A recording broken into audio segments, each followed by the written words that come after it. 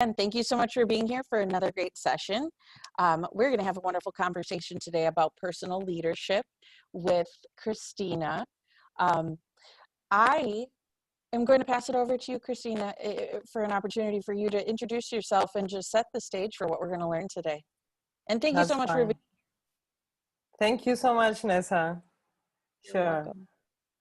Lovely. I'm going to take my camera off. A little disclaimer for me, I had connectivity issues, so I'm on 4G, and I really hope my 4G lasts for the webinar.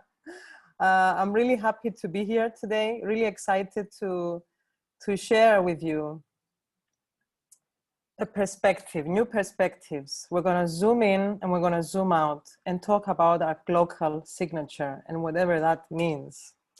Before we start, a little bit about myself. For those of you who don't know me, I work as a personal leadership coach, a trainer, and a coach supervisor. I'm involved with the EMCC as the president of EMCC Cyprus and a volunteer for EMCC Global, accredited at the senior level, and a very proud and happy recipient of the 2019 Coaching Award, along with Coacharya. The most important thing about me is that I love learning and supporting others in their learning journey. So let's see what we're going to talk about today. I've embedded Aware, Awake, Arise into the webinar so that there is a structure and a flow that reflects the theme of this amazing, wonderful conference that Coacharya is organizing. In terms of Aware, we're going to look at micro and macro. I'm not going to talk about economics, so if that rings a bell in that direction, please ignore it. We're going to take a different look at things. Then Awake, lessons from Plato. My first degree was in philosophy, and I have a huge love for philosophy. I do bring it into my work as a coach and as a trainer, as a supervisor. So I'm going to give you a bit of that wisdom that we can derive from ancient Greece and Plato.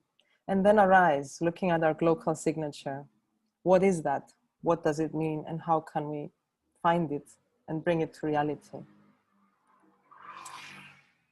So, Aware, from micro to macro. Micro means small, macro means big. So when we're zooming out, we look at the big picture. We look at what lies within the big picture, and we can defer what can lie ahead. In order to make plans, to strategize, to set effective, smart goals, we need to look at the big picture. And then when we zoom in at the micro, we look within. We look within ourselves. We look at our inner world. What is our reality? What are our beliefs? What are our values? What drives us forward? What rocks our boat? And look at this little symbol here. I really love this. It's the snake that eats its tail. And in ancient times, this was a symbol of immortality. It's called the Ouroboros. Ouroboros is a Greek word that means the snake that, the one that eats its tail. In ancient times, it was depicted as a snake or as a dragon. And the point is that it symbolizes our life, our death, and our rebirth in eternity. So it's a symbol of eternity, of the continuing life circle. So when we zoom out and see the big picture, and then when we zoom in and look within, in other words, when we look at the macro and then the micro, we move in a circle. So we move from one to another. We make sense of ourselves, we make sense of the world. We make sense of the world, we make sense of ourselves. And it's the perpetual cycle of life. At this point, I'd like to share a video that is very relevant to what we will talk about. Let's see.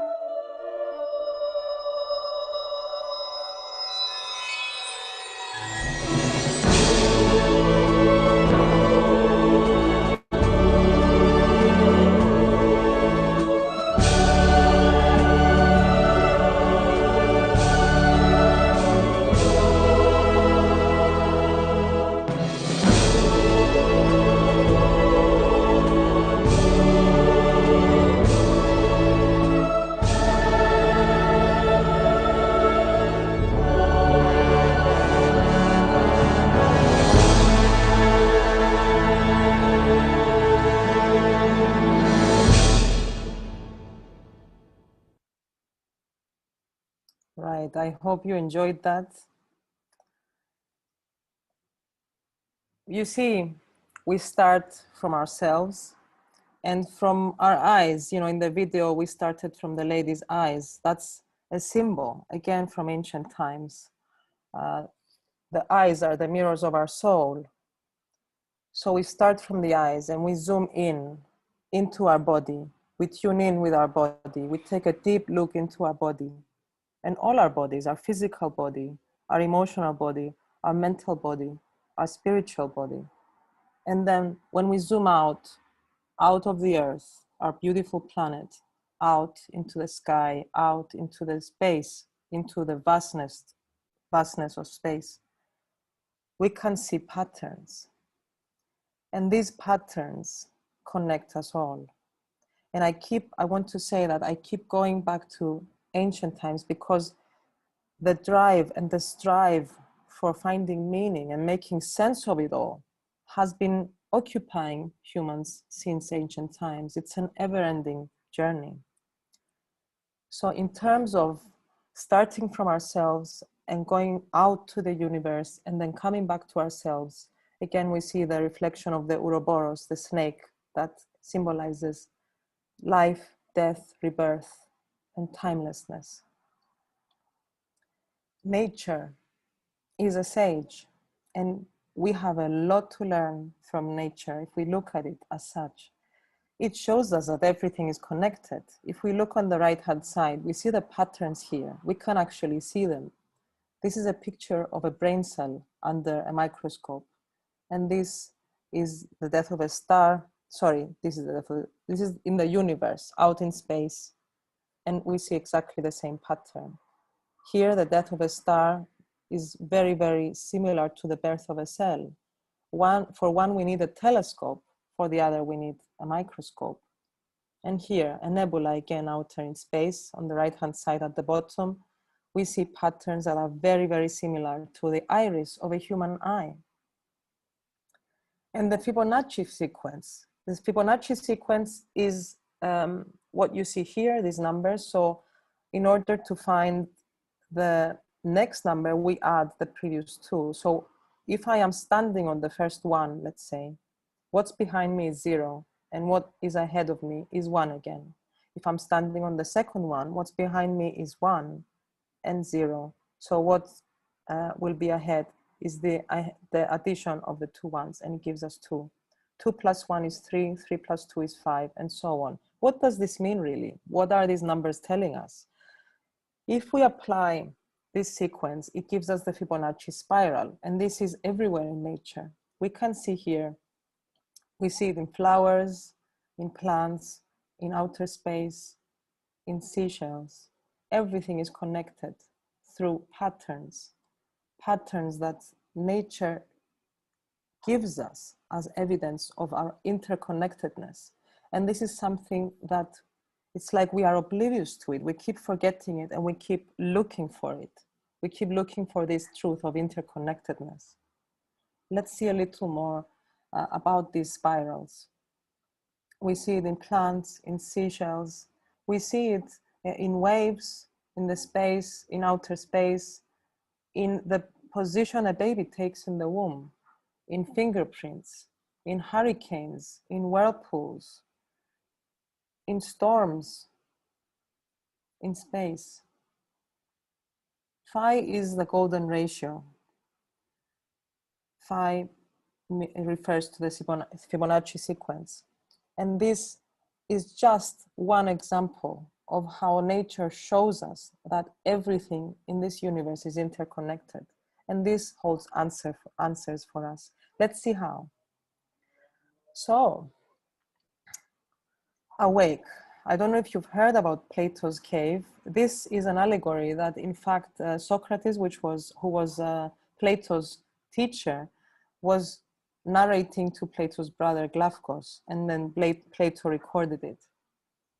And it has a lot of richness. So what was happening here? We see these men were prisoners held in the cave, and they were held there since childhood. So they've been there all their lives, and they can only see what lies ahead of them.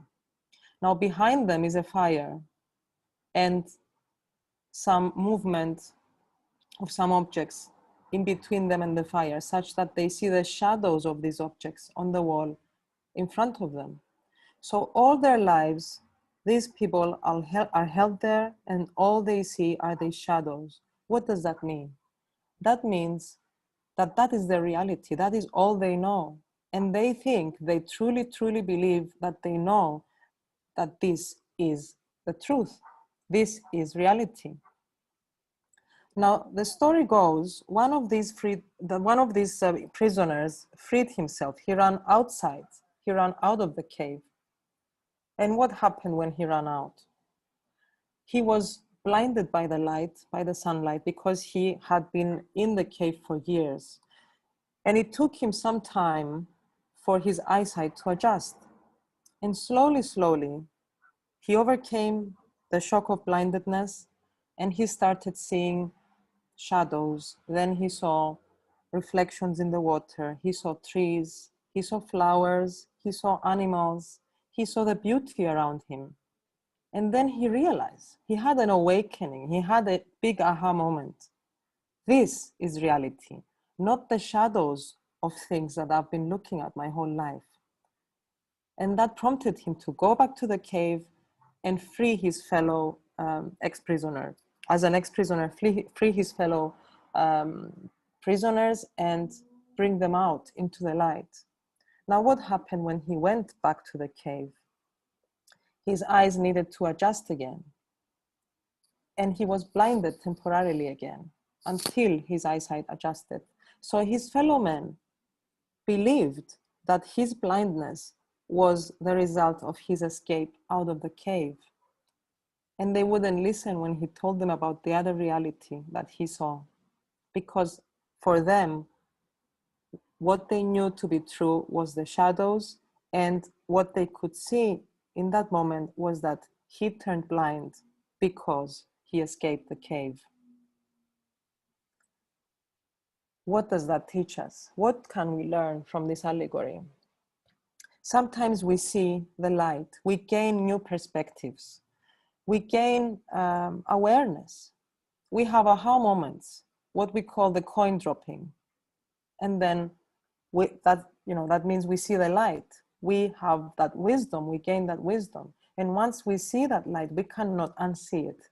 We cannot pretend it never happened. Even if we do pretend temporarily, we still know in our hearts that we did see that light.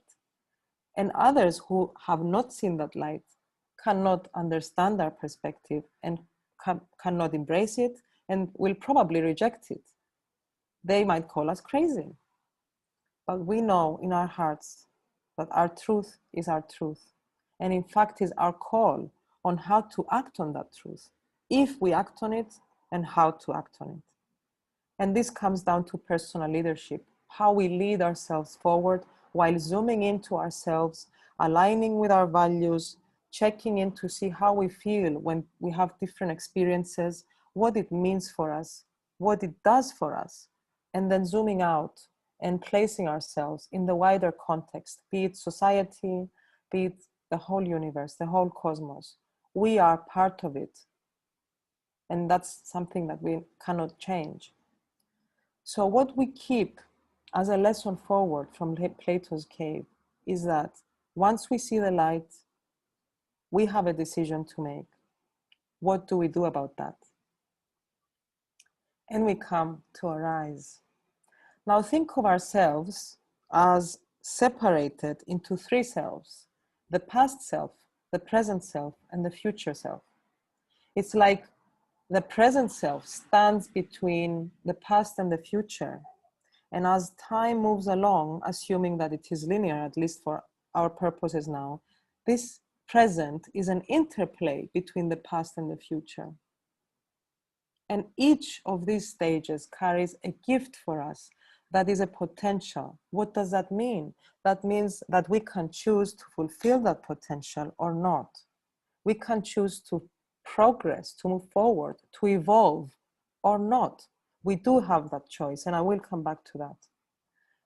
Now, these gifts, what are they? The first gift from the past is that we can learn. The past tells us, do you want to have that experience again, or do you want to have a different experience? Are you okay living like this, or do you want to change things? What can you learn from mistakes and from successes? What can you learn from history? On whatever level, is it political history, social history, medical history, whatever it is, what can you learn? And then when you learn that, what can you take forward and put it into your vision for the future?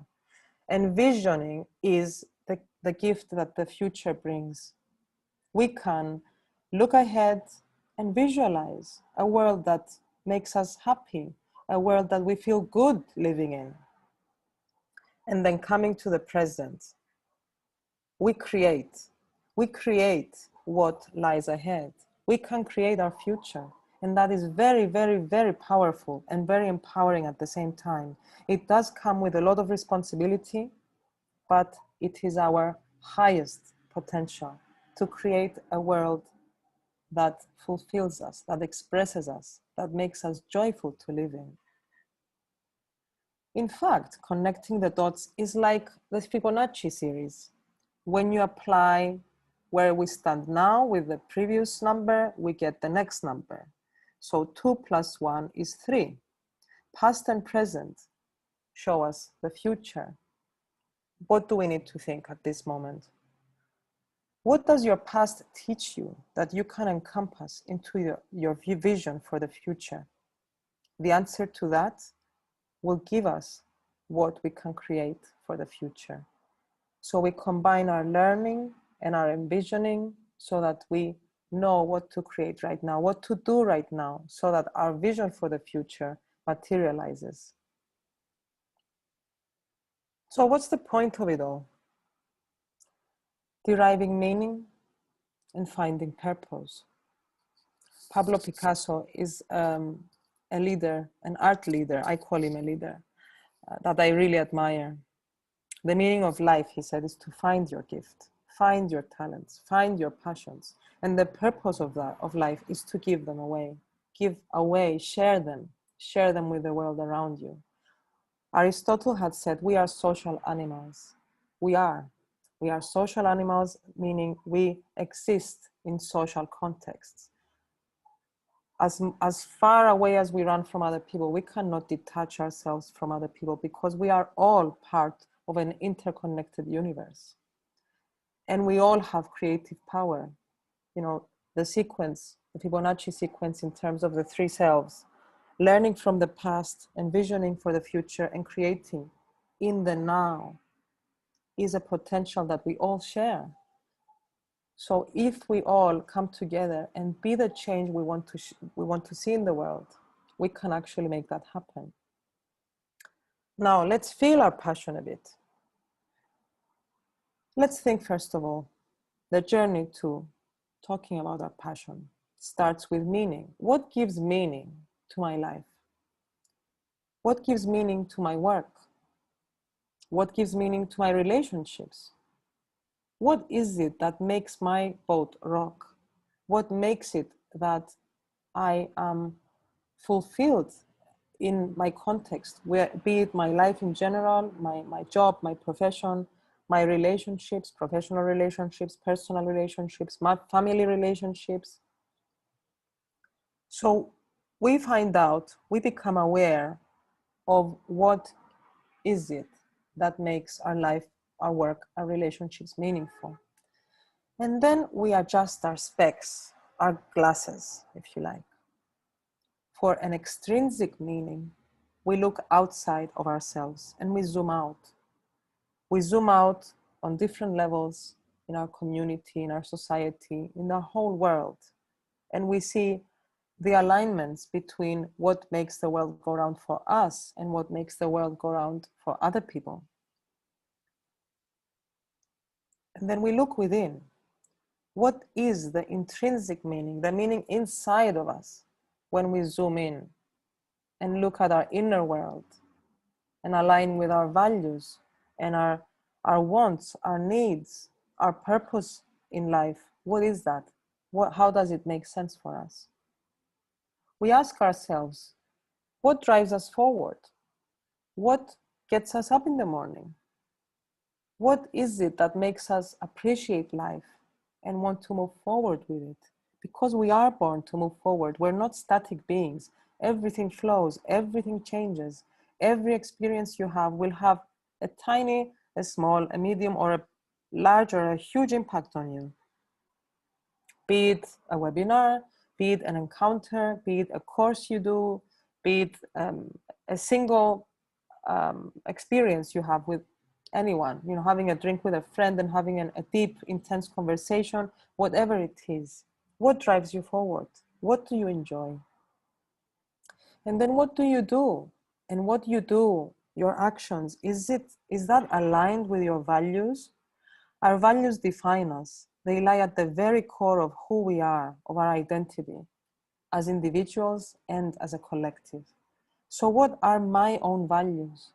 And do I act in such a way that my values are brought to life through my behavior and actions? What is it that gives me joy and makes me feel fulfilled? Now, talking about passion is very important because it's one way of bringing it to life. It's one way of starting to materialize it. And I would love it if we could share now, if you want to share in the chat, what are you passionate about? Let's see. What rocks your boat? What lights your fire?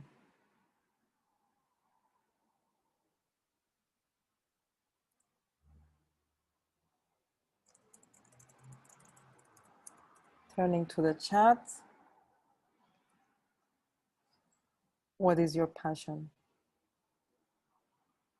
I'm not sure if you can, if we can have sound, if you can talk with sound, or if you can only write in the chat, but feel free to share whatever it is that rocks your boat.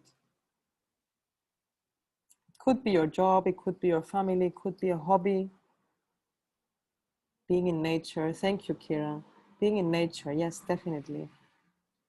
That's a passion for me too. Nicoletta, I'm passionate about authenticity and daily progress. Yes, yes, I agree with you. Being authentic is very important. Being authentic shows that we are aligned with our values, exactly what I'm talking about. And daily progress, step by step, we move forward. We cannot stay stuck even if we want to. We can resist change for a while, a long time, but it can only make us unhappy. So if we're going to be happy, we need to keep moving forward. So what else do we have? Harish says, to make a positive impact on people and the situation around me. Yes, Harish, I'm right with you. Very much with you there. That is a passion I also share, and it's a big one. Creating positive impact around us. Helping others, thank you, Nessa. Helping others is a big one again. These are all interconnected, as we all are. And to be of value, Natarajan says, to be of value to the society I live in. Yes, we are going to talk exactly about that.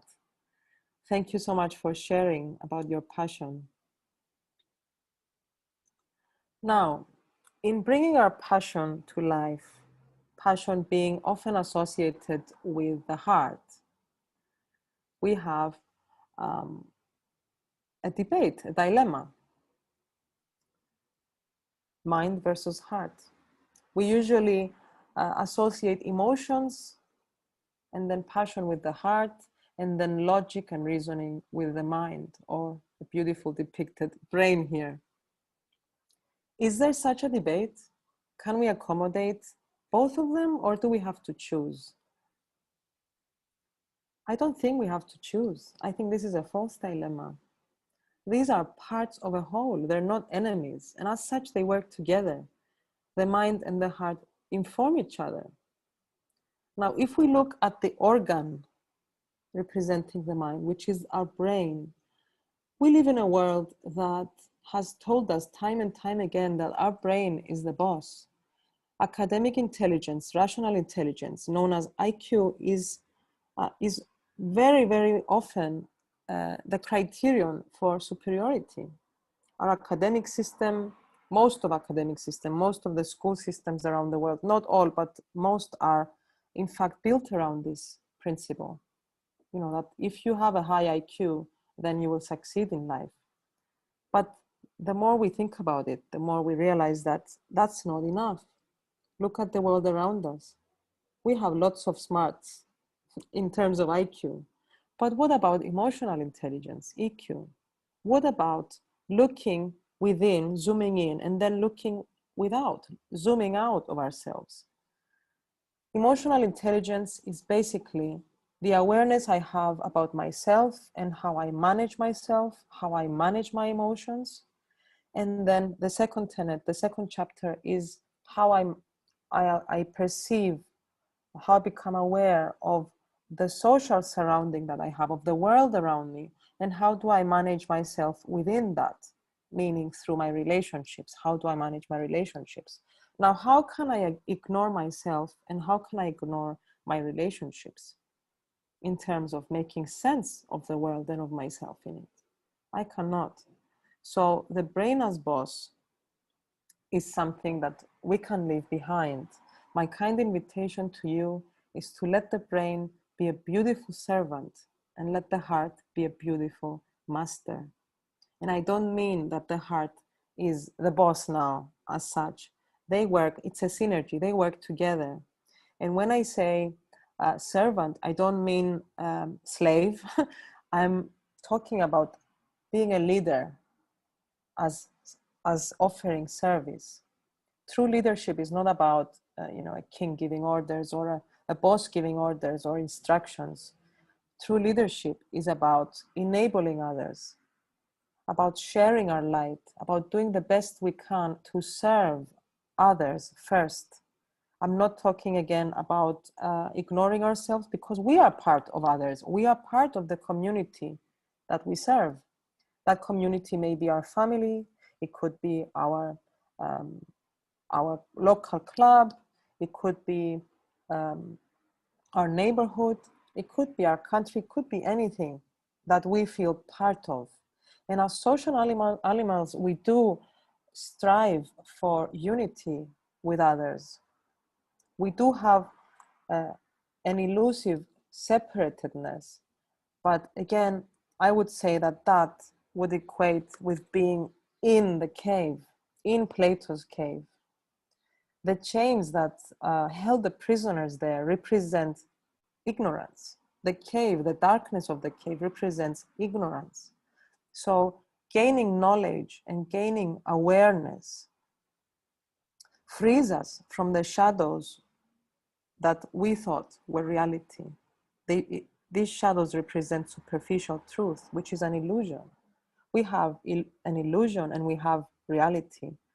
We choose our truth. We choose what synergy we will allow between our heart and our mind, so that we see the world as it is, so that we dare to bring the leaders out of us and serve our world.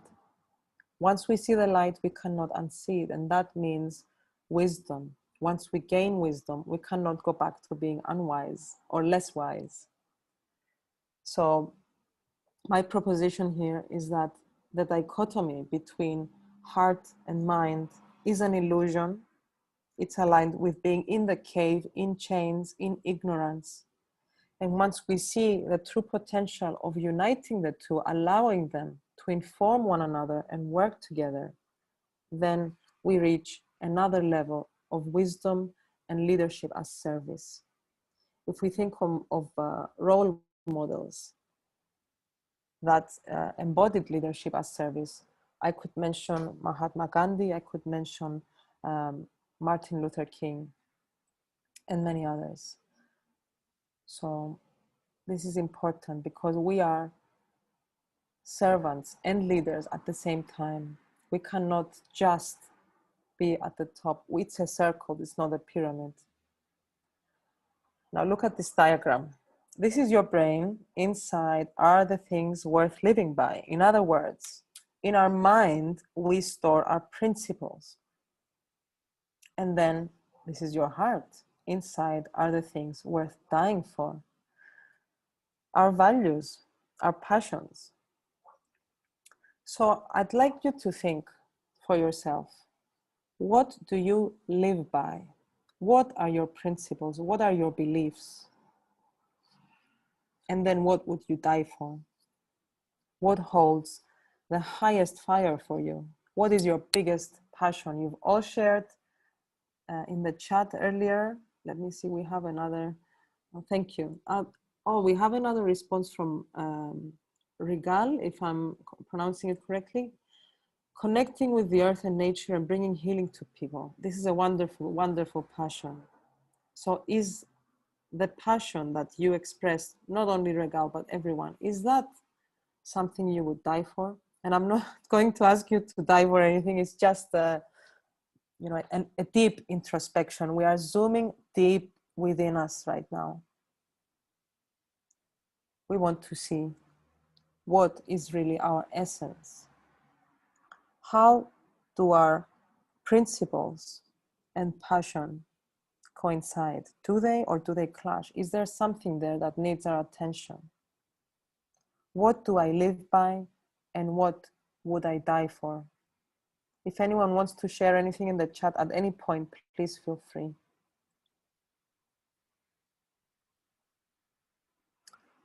So looking at that, our principles and our passion, we come to the Glocal signature. Glocal is a combination of the words global and local, and it signifies the interconnectedness between our local context and our global context, our micro context and our macro context. What I put here is a picture of a skull. Now, philosophers in ancient times had a skull on their desks that signified this phrase, memento mori. It means remember you will die. And this phrase that accompanied it, which is in Latin, I'm going to attempt to read it. Quid agis prudenter agas et respice finem. Whatever you do, do it wisely and consider the end. Do it wisely.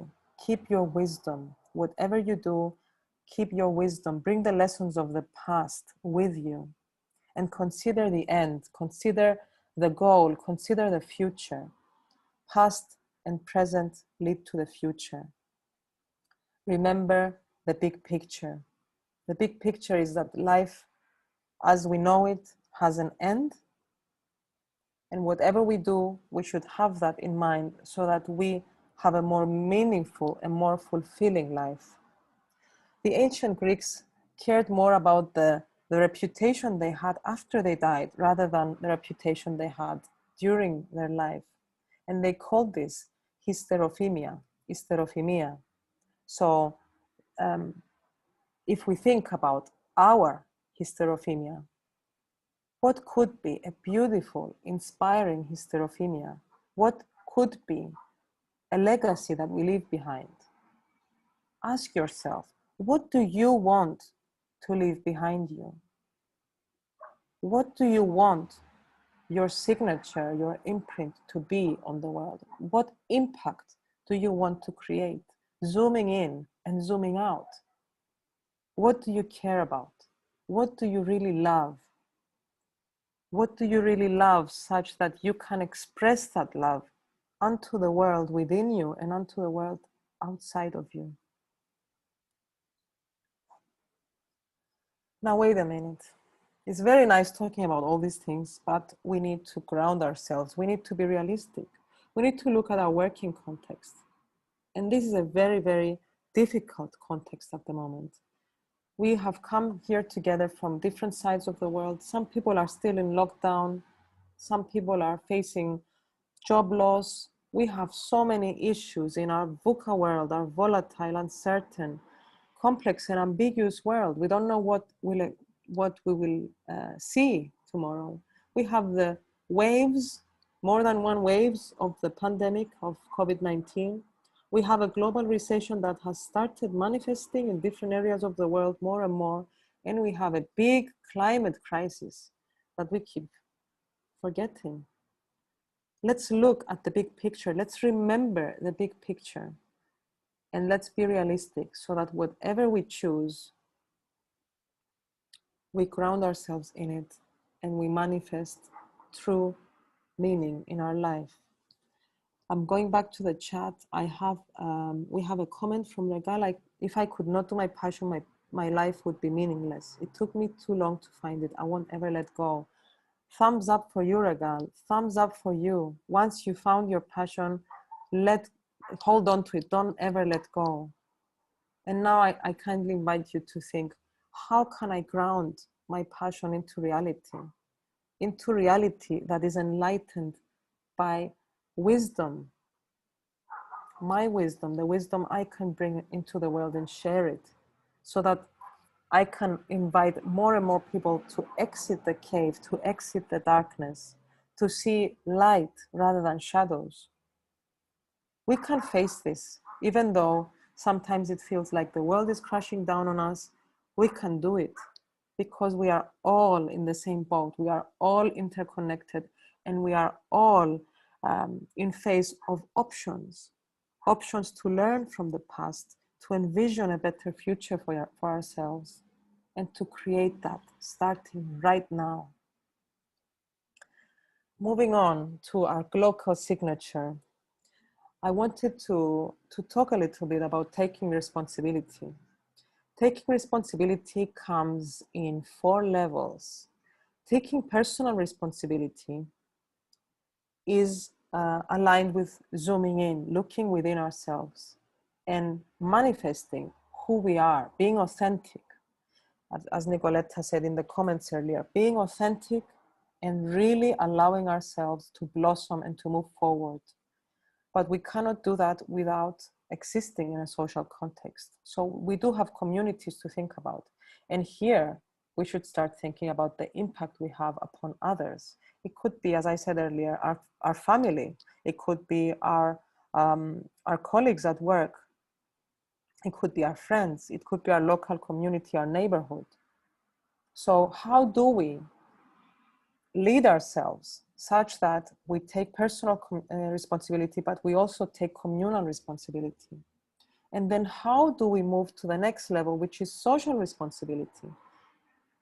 How does my existence, how does my behavior, how does my action affect the society I live in?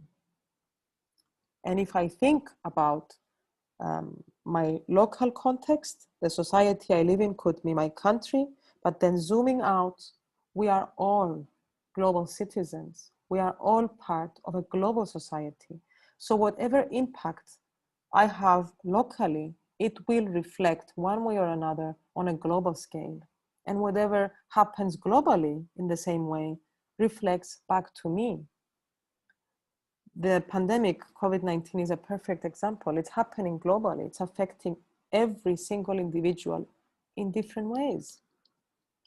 So we see a trickling effect from personal to communal to social to global, and then back. So we take responsibility on different levels, and that, in fact, is liberating. This is a very interesting point that I really wanted to share with you today. When we take responsibility, we allow ourselves to be free. We look at the big picture, we zoom out, we look at the macro, and then we look at the micro, we look within ourselves. And we ask ourselves, if I do this, what consequences will there be? What can I foresee?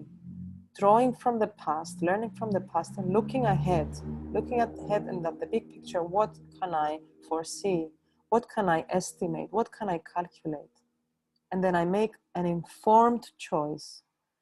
I do my research, I gather all the information about potential consequences, potential impact, not only on myself, but on other people around me. And I make a choice. Now, if I take responsibility for myself, then I'm free to do whatever I like. I always answer to myself, of course, first of all. And I lead myself. And in fact, we lead ourselves all together and individually. I really like that word game here. We lead our ship. We lead our ship. We all have a ship and we lead it. We have a fleet of ships in communities, societies, global society, and we are all captains of our own ship, and we lead them wherever we choose. Whatever happens reflects back on us. So thinking about impact, let's see, how do we activate our Glocal signature? Now, awake, aware, awake, arise is 3 A's. I have another 3 A's here for you in line with that. So when we gain awareness, we acknowledge things. Yes, I see the light. I cannot unsee it. Then we assimilate it. We digest it. We make it part of ourselves. We awaken. Once we see the light, we cannot unsee it. And then we act. There is a need, an inherent need in us to act, to create impact.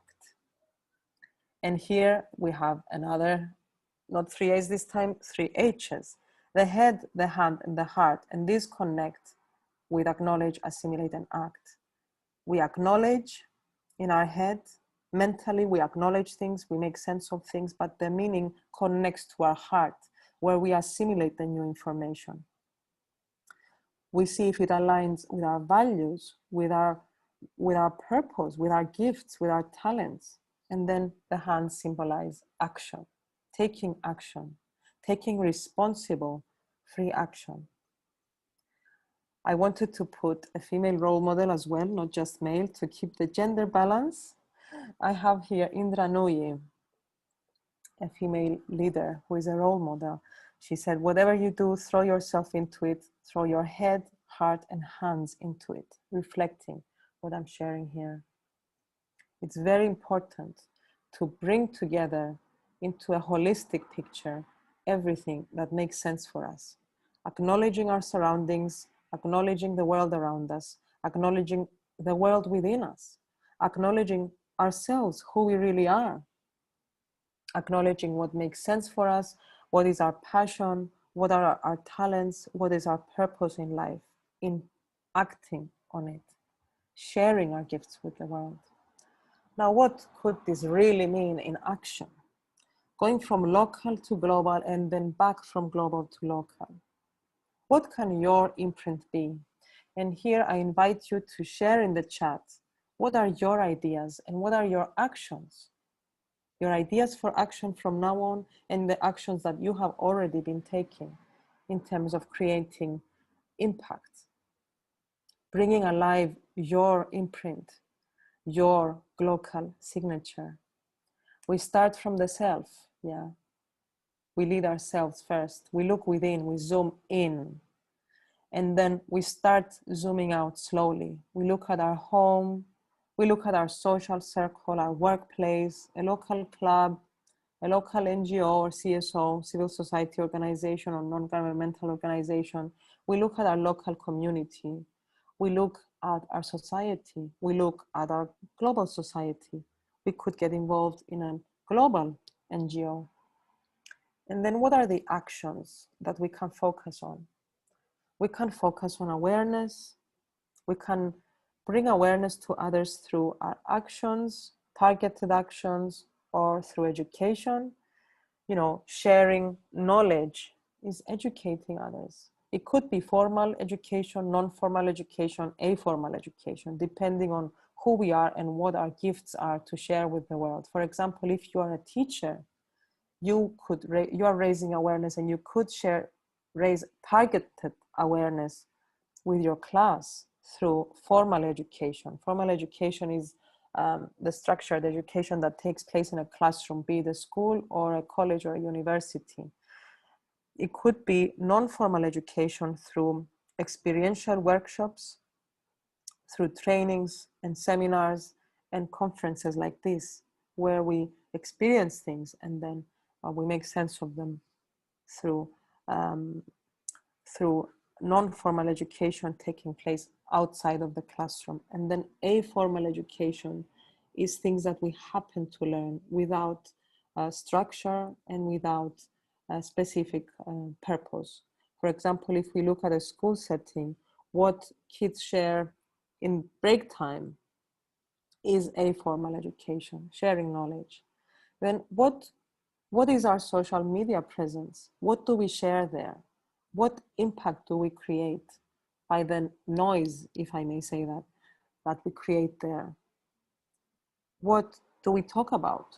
What do we highlight? What do we illustrate? It could be through our volunteering. What is that for me? What does that mean for me? Where can I volunteer? Can I volunteer at a local or a global organization? What can I share? What can I bring there? How can I add value? How can I create positive impact? And through my work. If my work is to be fulfilling for me, it means that my values will be brought to life through the role that I have. For example, if I'm vegan, I cannot work in a slaughterhouse because that would make me depressed and it would make me wither, it wouldn't make me blossom. So what is it that I can do for a living that brings me, the authentic me, to life? How can I give myself permission to be in the world a better player, better in terms of better compared to myself, not to other people necessarily? How can I improve my authentic reality?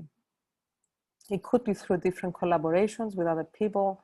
It could be from different projects. Now, what do you do? And what can you do starting today to really bring to life your Glocal signature, your Glocal impact? The solution, my suggested solution, is a revolution of love.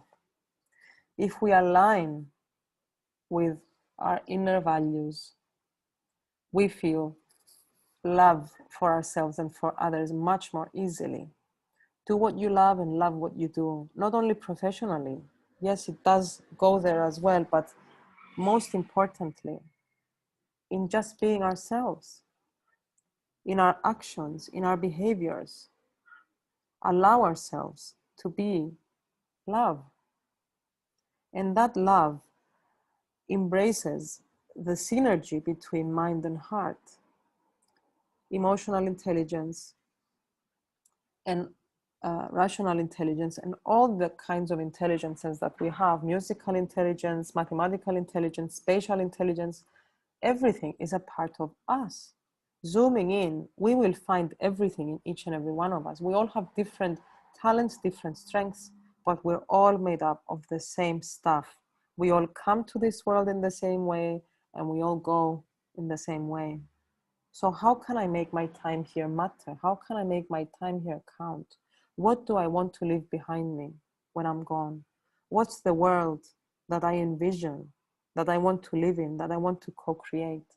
And how can I allow myself to bring that to life through love?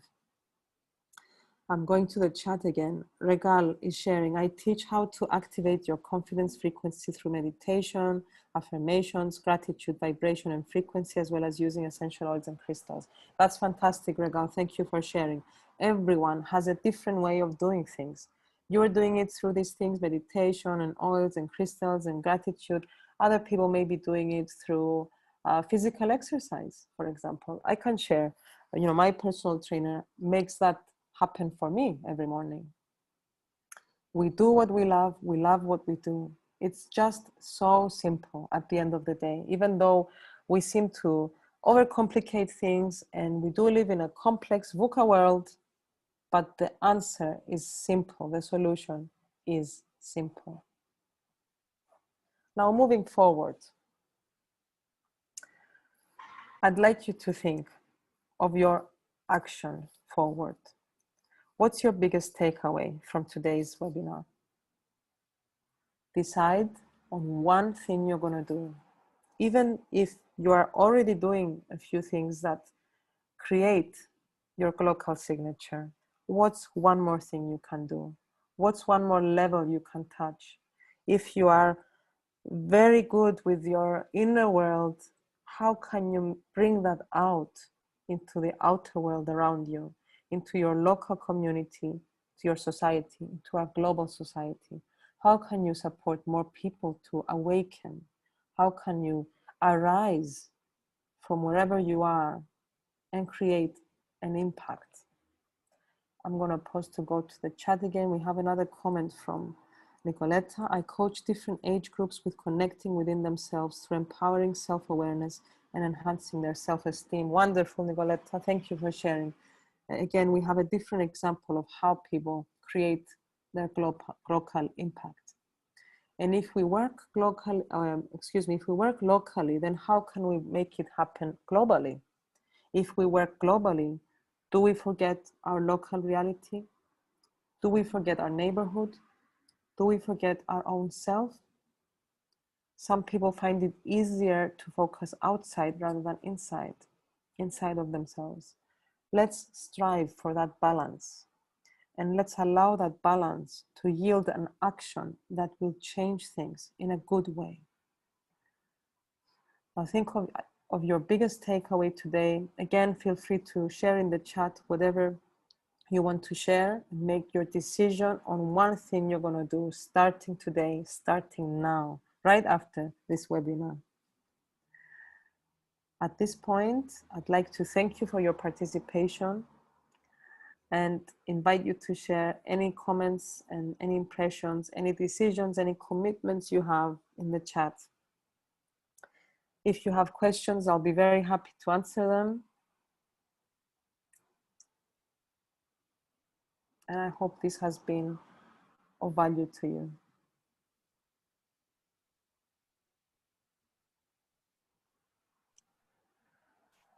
Oh, we've got a comment in the chat. Harish, I love this. My commitment to myself, be conscious of my values and capabilities, be cognizant of the realities around me, be willing to contribute to the betterment of the world. I love that. I love that too. Yes, wonderful. Thank you, Harish. Really inspiring. Yes, we can all do this together. Yes. We are all interconnected as nature teaches us. Kira shares, I commit to share a moment of gratitude daily with someone. That's wonderful. And I'd love to be that someone one of those days, Kira. Really. Gratitude is a very powerful practice. It reminds us of all the blessings and, in fact, all the lessons that we can take forward. Great stuff.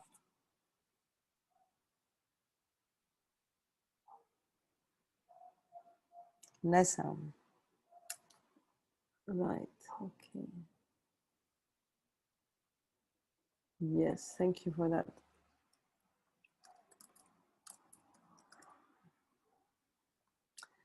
Abhinav shares, I commit to be a more considerate parent. That's amazing, really. Considerate parent, I love that. You know, the local community, your family, is a really important level of reality. Whatever impact you create for the world around you will definitely come through your children. The parenting that you exercise can embody your values and give meaning to your own life, be fulfilling for you. And then whatever you teach your children, whatever you guide your children to do, will reflect into the world and into the future as they grow older and embody their own values and their own truths. Natarajan shares, I commit to help people in need by sharing what I have, like knowledge and my time. I'm currently working in a project towards that. All the best for your project, Natarajan. That's wonderful. I see a wonderful mood here, a wonderful spirit of helping others and aligning with people around us. It's good to remember to zoom out and zoom in again and again and again. It's the eternal cycle of life, the Ouroboros, the snake eating its tail and being reborn continuously, because that's all part of life, the cycle of life. Committing to myself and committing to others is both highly valuable. Let's see if we have another comment.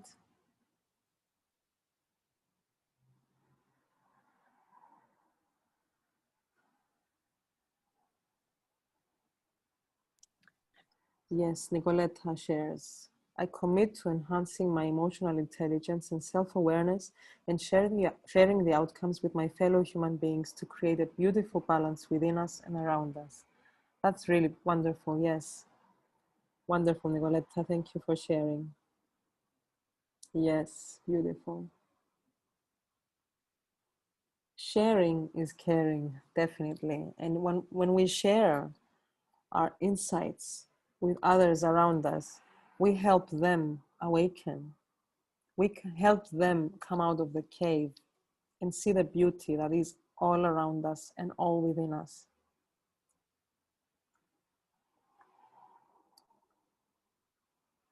Nessa, I think we are good. You had a few comments. Yep, we can wrap up. Yes. Yes, no problem at all. I know everybody has beautiful, busy days. And so if we can give a little time back too, this was an amazing gift. This is everything that, just speaking for myself personally, so aligns with my personal belief system and aligns with everything that I have learned thus far through my own personal growth about understanding my place in the world, which is a big question, like the who am I, right? And Yes. and I don't know, just what this does for me is just kind of gives me like a really beautiful sense of calm. I think the reminders that we're all incredibly connected, from like the finite molecule up into, you know, galaxies and the ever expanding universe. Like, I know it sounds a little this or that, but I think we've got the right crowd where I think we're all speaking the same language. But for me, I think about that in your beginning video. Um, like, there's a movie that you may have seen. Everybody out there, Gravity, with Sandra Bullock. She's Yes. the astronaut. Yeah, she goes out into Yeah. space. So that movie, it was a really entertaining movie, but what that did for me, for one, very much made me appreciate having my feet on the ground. Very much made me appreciate that no matter a bad day, I'm not floating off into the nothingness of, or the everythingness of space. But that movie actually really makes me, on a serious note, in a grateful way, remember how small I am, but then also Yes. how big I am. Yes, You know, exactly. how big I really am, and how big I can be, and all the things that I haven't yet discovered, or my untapped potential, my untapped capacity. I've already learned about myself. I'm pretty certain I have, not physically, but I think I have one of the biggest hearts currently on the earth right now. I'm pretty certain I have the capacity to love everybody. Fantastic. And so having these conversations definitely help connect and reconnect with myself and with Yes. everybody else. So this If was your heart, beautiful. yes, thank you. If your heart is big enough to encompass the whole world, imagine if we all do that. And imagine if you really, really bring that out into your highest potential and ground it, bring it to life Mm-hmm. on this level, on this reality, you know, in yourself, first of all, in your local community, and in society, global society. Just imagine if we really, Mm-hmm. really embody the values and the love that we are. Yes, I it's been a, I don't want to say painful lesson to learn. It's really not about, it's not about the pain. It's not about anything like that. My point is I spent a lot of time playing small with old beliefs and values that weren't my own. And so being able to shift from that, um, and accepting the fact that love is my greatest gift and the place that I operate from. And now it's reminding myself and stretching myself, how big can I play today? How much bigger can I play today? You know, even in the littlest moments, if there's an opportunity to stretch myself and reach for something different, whether it's a feeling or an experience or something, But I'm building those patterns within my consciousness, within my subconsciousness, to continue to stretch, to continue to reach at the moment of discomfort, to decide to play a little bit bigger than I did last time I met that discomfort. So all of it is just, again, it's all connected. Yes, So definitely. I love what you said about, being yourself and not what you've told, yeah, what others say you should be, or what you've been told you should be, or what you've been told you are, because we do get affected by the way we grow up and where we grow up and what we keep hearing. If someone is, for example, bullied for a long time, then there needs to be a breakthrough to break free from that, because we do incorporate what we hear into our own understanding of ourselves and of the world around us. It's got to do with the conditioning, yeah, and the multi-level conditioning that we all go through in growing up. So finding our own authenticity, finding our own self, looking within, zooming within to every detail, every moment, yeah, is really important. And yes, remembering that in timelessness, we are finite. In this life, we are finite. So it's important to make every minute count. We are here today, we're not here tomorrow. I don't know where we will be, but we won't be here. So as long as we're here, what impact can we create for this world that we co-own and that we are all part of? Thank you, Nessa, for sharing. That was beautiful. you're welcome. And thank you so much for being here. I really appreciate it. Everybody, I'll give you a little time back for your day. Thank you so much for joining us today. Again, stop in the next couple of hours. We'll have another great session for you, but otherwise join us in the conversation in our LinkedIn group. Thank you again, Christina. I really, really appreciate it. And I'll be sending you those pictures of Door County in a little bit. Great. Fantastic. Thank you so much. Thank you, everyone, for See you. being here today. See you later. Take care. Bye-bye. Bye-bye.